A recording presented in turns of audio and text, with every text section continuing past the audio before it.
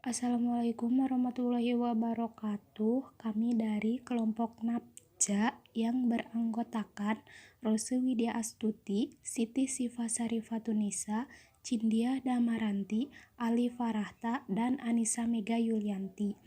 Di sini kami akan membahas tentang kematian neonatus karena toksisitas ganja pada hati dan adrenal. Adapun pokok bahasan yang kami bahas yaitu yang pertama latar belakang, kedua laporan kasus, yang ketiga pembahasan, dan yang terakhir kesimpulan. Di sini ada referensi jurnal. Untuk referensinya bisa dilihat pada gambar yang tertera. Latar belakang. Ganja adalah obat yang paling banyak tersedia dan digunakan di seluruh dunia.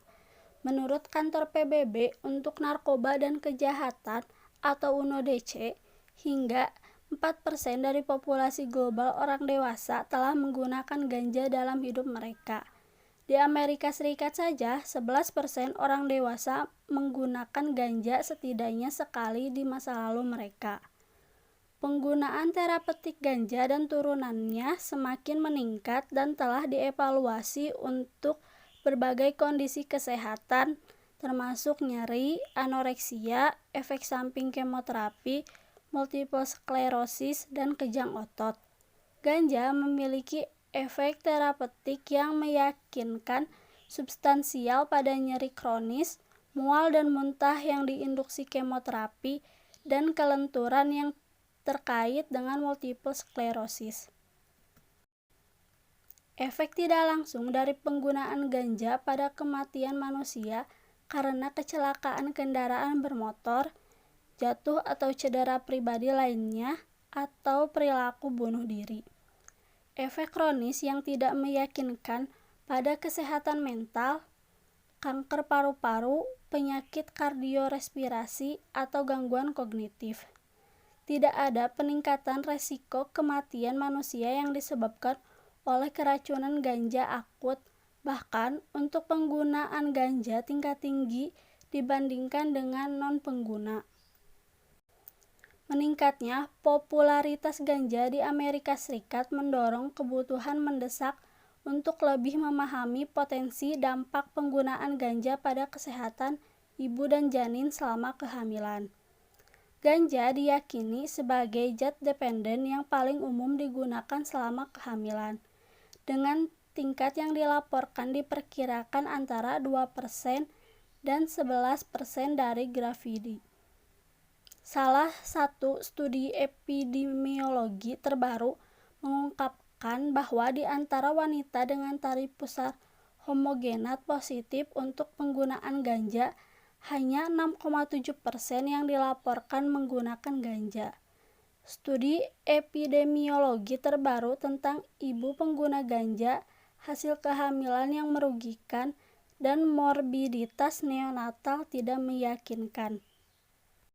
Penelitian ini menunjukkan bahwa ganja dengan cepat melewati plasenta dan memasuki janin.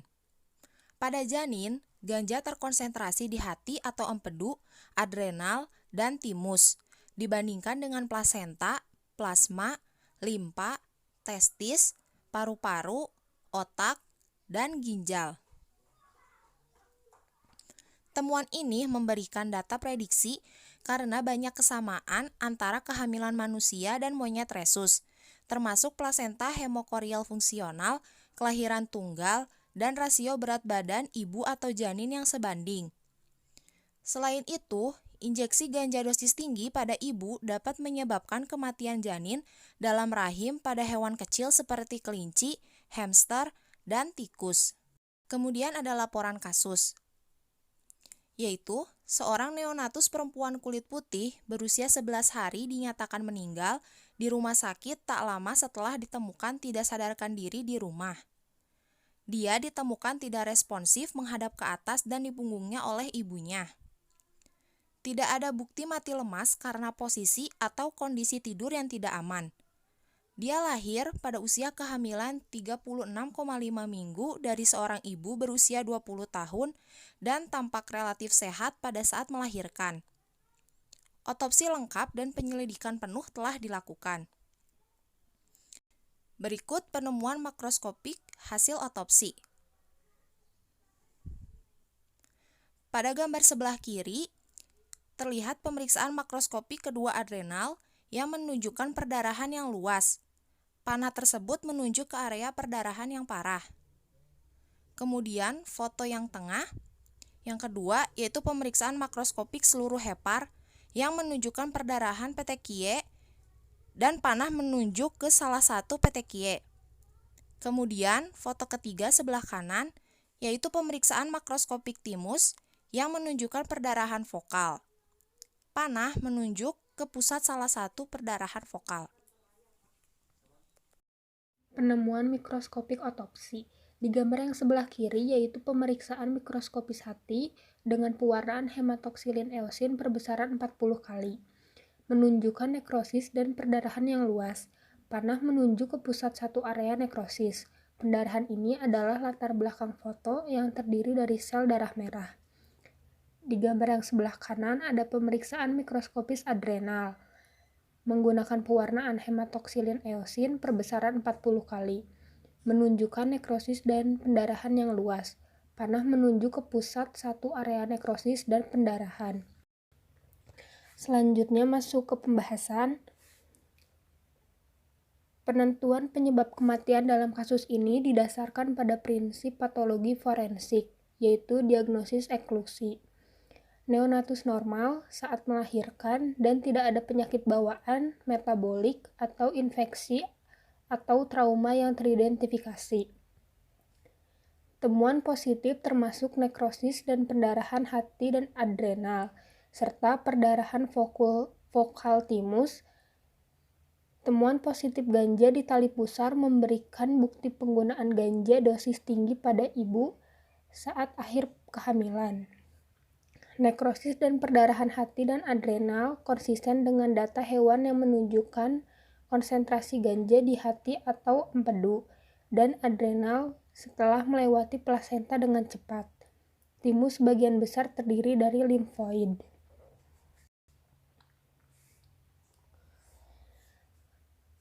Selanjutnya, ditemukan pemeriksaan mikroskopis timus menggunakan pewarnaan hematoksilin eosin perbesaran 40 kali, menunjukkan perdarahan vokal tanpa nekrosis. Panah menunjuk ke pusat satu area perdarahan vokal. Di dalam jaringan yang ada menahan nekrosis dan hanya menunjukkan perdarahan bahkan dengan distribusi ganja dosis tinggi. Kasus ini unik karena kemungkinan penyebab kematian lainnya dapat dihilangkan dalam kasus kematian neonatus dengan temuan positif dari beberapa zat di tali pusar atau penyakit bawaan, metabolik, atau infeksi. Sulit untuk menentukan penggunaan ganja oleh ibu sebagai penyebab kematian.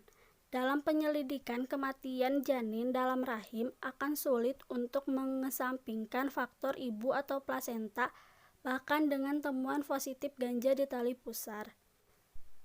Pada sebagian besar otopsi janin yang lahir mati, organ dalam autodialisis dan sulit bagi ahli patologi untuk mengidentifikasi nekrosis di hati dan adrenal.